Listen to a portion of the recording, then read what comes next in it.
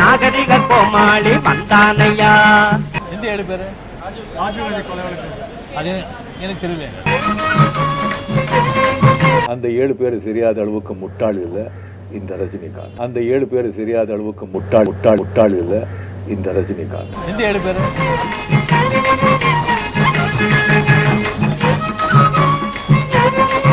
போர்னு வரும்போது எல்லா ஆண் மக்களும் சேர்ந்து வந்து போரிடுவாங்க. என்ன கண்ணீர் தார தாரையாக கொட்டுகிறது? போர் என்பதால் பீதியா? அது வரைக்கும் அந்த ஆண் மக்கள் எல்லாமே, பிரஜைகள் எல்லாமே அவங்கவுங்க வேலையை, அவங்கவுங்க கடமையை அவங்க செஞ்சுட்டே இருப்பாங்க.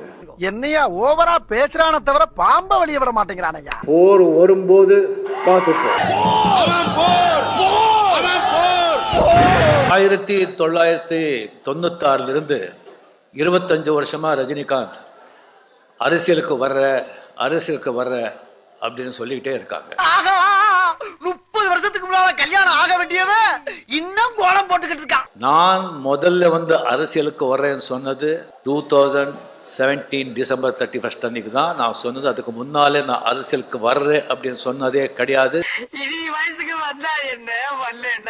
சிஸ்டம் கெட்டு போயிருக்கு.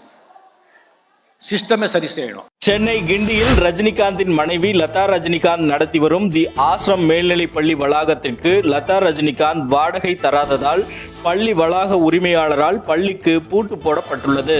சென்னை ராகவேந்திரா திருமண மண்டபத்தின் சொத்து வரி தொடர்பான பிரச்சனையில் நடிகர் ரஜினிகாந்த் நீதிமன்றத்தின் நேரத்தை வீணடிப்பதாக சென்னை உயர்நீதிமன்றம் கண்டனம் தெரிவித்துள்ளது. 2,63,00,000 ரூபாயை கடனாக வழங்கியதாகவும் இதன் மூலம் 1,45,000 ரூபாய் வட்டி பெற்றதாகவும் நடிகர் ரஜினிகாந்த் தெரிவித்துள்ளார். சிஸ்டம் கெட்டு போயிருக்கு. சிஸ்டமே சரி செய்யணும். ஜனங்க மனதில் முதல்ல வந்து மாற்றத்தை உண்டாக்கணும். உங்களா நீங்களும் உங்களை எனக்கு ஆத்திரங்கள் வருது.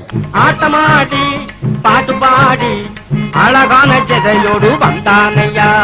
ஆட்டமாடி பாட்டு பாடி அழகான ஜெதையோடு வந்தானையா. சட்டமன்ற தேர்தலுக்கு முன்னால கட்சி ஆரம்பிச்சு நான் வந்து 234 தொகுதி நான் போட்டிடுறேன்னு சொல்லியிருந்தேன். நான் என்ன படிச்சு ஒரு டாக்டராவோ வக்கீலாவோ ஆயிடுறேன். யார் நீயா? அது என்னமா கொஞ்சம் கூட வெக்கப்படாம பேசிட்ட? தமிழ்நாடு முழுவதும் வந்து நான் வந்து சுற்றுப்பயணம் செய்யலாம்னு இருந்தேன். ஆனா இந்த கொரோனாவில் வந்து அது வந்து என்னால செய்ய முடியல. அப்படியே அறுத்து தள்ளிட்டாலும் என்ன இடிச்சவா நினைச்சிட்டியா இல்ல பைத்தியக்காரன் நினைச்சிட்டியா? ஒரு அரசியல் மாற்றம் ரொம்ப கட்டாயம். அது காலத்தின் தேவை. மோட்டார விட்டுறங்கி வந்தானையா. முன்குடுமே சேவிக்கிட்டு வந்தானையா.